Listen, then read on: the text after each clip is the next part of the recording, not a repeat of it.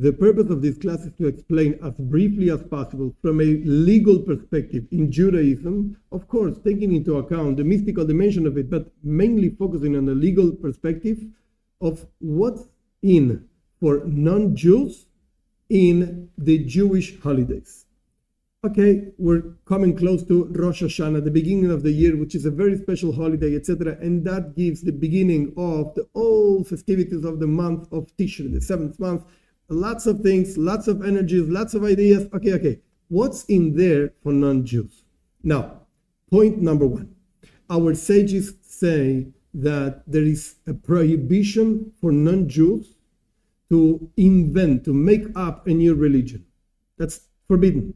What does it mean, a new religion? It means doing observances that are not written in the Torah, in the written Torah, in the oral Torah, etc. I'm not explaining all the details of everything because it's impossible. It would be a huge, infinite video. So the point is that point number one, you cannot invent and make up a new religion. A certain observance that was in Judaism that was not done, given by God, etc. for non-Jews, a non-Jew cannot take it for himself or for herself. It's the same thing, men and women. That's point number one. Point number two, there are certain commandments that Torah gives to the Jews, 613 commandments. Within those 613 commandments, there are Yamim Tovim, holidays, festivities. And each holiday has basically two ideas. Idea number one is the holiday itself. Like what's common in all the holidays. We don't make certain works. We behave in a certain way. And that's common again to all holidays. And then you have the holiday itself. Which holiday is different than the other one? What are the Jewish holidays? Let's start from the beginning.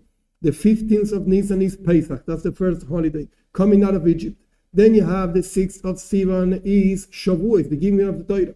Then you have, in the beginning of the month of Tishrei, the first of Tishrei, Rosh Hashanah, the beginning of the Jewish year. Then you have Yom Kippur, the Day of Atonement, in the 10th of Tishrei. Then you have Sukkot. Sukkot, in the 15th of Tishrei, it remembered that God gave us clouds of glory when we traveled through the desert after going out of Egypt before going into the land of Canaan to transform it into the land of Israel.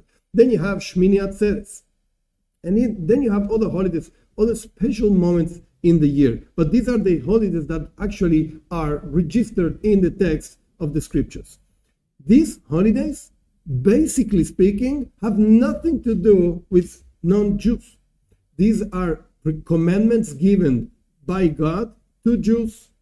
Now, there are certain messages and ideas that non-Jews can actually extract and live by them that we can learn from the holidays. Yes, of course, many, many things, as we're going to talk later. But this is the general idea of the observance of the holidays is not for non-Jews. What do I mean, the observance of the holidays? Again, not doing certain jobs and doing certain things that our sages instituted for us, like for instance doing kiddush, sanctifying the day with wine, with a blessing, etc. That's for Jews. That's not for non-Jews. I know it might sound a little bit hard, but we have to understand exactly what is what and where does it go in the, so to speak, the map of Judaism.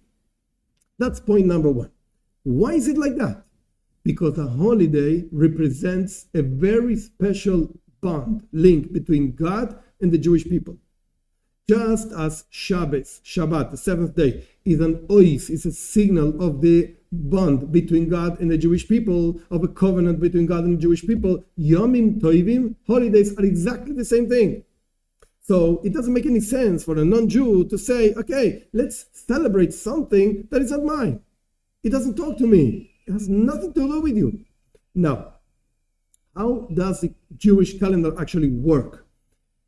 We are accustomed to understand time like a line that grows and grows and grows, etc., etc.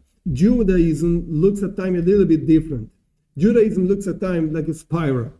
And in the spiral, you actually reach in every single ring of the spiral exactly the same point as the previous ring, but in a different ring, so to speak. The rings are the years. Every single year, the same energies and the same ideas come back and forth, and once and again, every single year, but in a different year. So when we celebrate actually Pesach, we're actually living the energy of the original Pesach, but in a different year.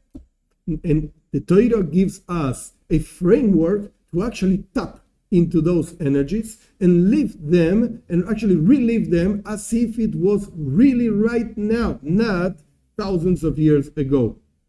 But it's important to understand that those energies and the framework of commandments given to us to live those energies and to understand and to actually enjoy and feel those energies, those commandments were given to Jews, even if a non-Jew. Thus, the things, the actions that the Torah says we're supposed to be doing in a certain holiday, that does not mean that they tap to that energy. Definitely not. And this is not something that I'm saying. This is something that is written down in the text. Like it or not, I know it would be much better for me to say, yes, let's go and tap to it, all the energies and the Kabbalah and the mystical things. Yes, but I would be selling something that is not true.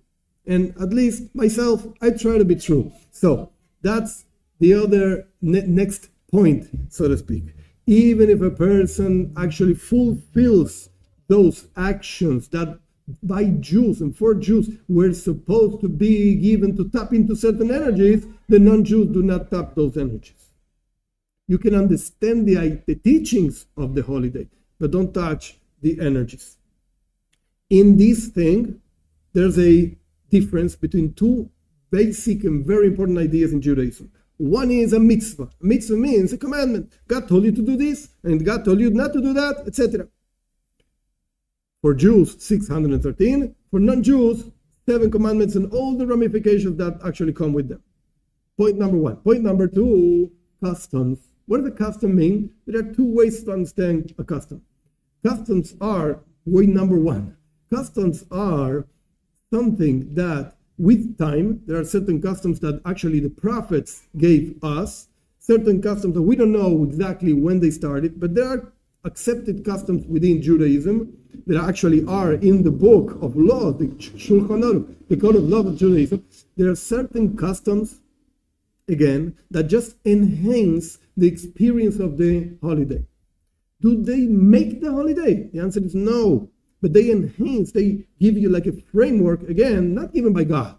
God gave us commandments, but there are certain customs that, again, we don't know exactly where they came from, but they help you live the time in a better way. They give you more happiness into actually fulfilling the different observances of the holiday. Living the holiday in a different way. That's one way of understanding customs. But there's another way. Another way of understanding customs is we, so to speak, came up with something that helps us tap into deeper energies. The ideas that God gave us and the ideas that through the written Torah and through the oral Torah, God gave us in the Talmud, in the writings of the sages, etc., etc. God gave us a certain framework that has a shape, a way of coming from above, below. And God said to take this, do this in the specific time of the year, and you will tap into certain energy. However, we want more. We want to tap into the essence, so to speak, of God. So we came up with a certain idea that represents something that helps us tap into a deeper energy. In other words, God connects to us, so to speak, and we say we want more. We want a deeper connection. That's why we have certain customs. What's the difference between the two ideas of understanding customs? If we're going to say that the customs are man-made, so to speak, just to enhance the experience of the holiday, Bnei Noach, non-Jews, could actually do these customs. Because they can also enhance their awareness of a certain time, of a certain energy, even though they cannot tap into it. But if you're going to say that the customs are actually a way to tap into deeper energies, into deeper bond with God, it doesn't make any sense for non-Jews, because even if they do it, they're not going to tap into those energies. According to this, let's go a little bit deeper into Rosh Hashanah. What's Rosh Hashanah? What's the beginning of the Jewish year? Rosh Hashanah actually celebrates the creation of the first man. It's not the first day of the creation, actually. No. is it's the day of the creation of the first man. And in that particular time, two things happen. Point number one, it's a very happy day. It's just like your birthday, whatever, the birthday of humankind, where actually God said, I want a partner, because he wants, whatever, go ask him why. I want a partner in creation, and I want you're my partner, to actually reveal my presence in this world that I created. That's very nice. So it's a happy day. On the other hand, Rosh Hashanah is actually the anniversary of the first sin in humankind. Man ate from something he was not supposed to be eating, etc., etc. I'm not going to go into the details, but the point is, it's a very sad day. It's a day that man realized, hey, I have a very strong energy within me. My potential is so big that I can make the whole world elevate itself, or I can really bring down the whole world. That's why our sages say that each single person should look at himself as the whole world depends on me.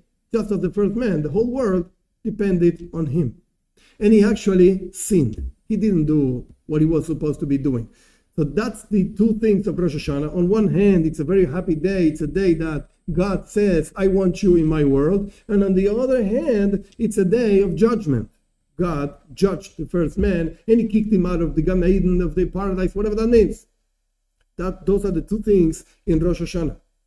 And again, the Torah, Judaism, gives us a framework to live that day and to understand, to tap into those two energies through commandments. For instance, blowing a shofar. You take a horn of a ram and you blow on it in a specific way, etc., which doesn't matter right now, the details. The point is that it's a mitzvah, it's a commandment. Is this commandment applicable to Bnei Noach, to non-Jews? The answer is no. Does it make sense that a non-Jew blows the shofar? If you want to blow horns, go blow horns. What's the problem? You can blow a trumpet. Maybe it sounds better. But it does not tap to any spiritual energy. Now, Bnei Noach, a non-Jew, could hear a Jew blowing the shofar and can actually feel something, and that's fine. You want to hear the shofar? Go hear it. It's good. It's nice. It actually represents one of the ways of declaring God as a king, which is the main subject of Rosh Hashanah. But if you blow it, if a non-Jew blows it, it doesn't produce anything, and it doesn't mean anything. But you can hear it. It's important to understand the difference. Let's move on. There are customs on Rosh Hashanah. What are the customs of Rosh Hashanah? To recite psalms, Tehillim. So you can do it. A non-Jew can do that. No problem. To actually contemplate, what did I do last year? You can do that. Fine. What am I going to do next year? How am I going to live my connection to God next year? You can do that. It's proper. It's good. I'm going to accept God as my king. And I'm going to declare through the whole world, God is the king. That's fine. You can do that. And you can hear the shofar. And there are customs. Some people eat apple with honey. And that custom, again, if you take it just as an enhancement of the holiday, go eat. You want to eat? Go eat. Do I have to sanctify the day through wine and recite a blessing? No, it doesn't make any sense. You could recite the blessing for the apple, of course, for the honey, whatever, but not in a Jewish way. And of course, you cannot make up new customs. We explained before, don't make up a new religion, please. There's a Judaism given by God in Mount Sinai through Moshe Rabbeinu, Moses, etc., and he clearly explains to us what we're supposed to be doing and what that thing that we're supposed to be doing means. And if you have doubts, ask your rabbi. That's what they are for. But don't buy, quote unquote, things that are not true. Don't buy rabbis talking to you about Kabbalah of Rosh Hashanah for non-Jews when it doesn't really apply. Doesn't make any sense. So, Rosh Hashanah is the day of judgment. And the Talmud says, our sages say clearly, every single human being passes through in front of God and is being judged by what he did last year, by what he actually commits to do next year, etc. That's the spirit, so to speak, of Rosh Hashanah, of accepting God as a king, even if I did not do the proper things last year. Okay? make a strong resolution that next year is going to be better. And for sure, no doubt, God is going to inscribe you in the books of life, in the books of sustenance, in the books of healthiness, and all the good things are going to be for us and for you and for every single person with the coming of Mashiach speedily in our days.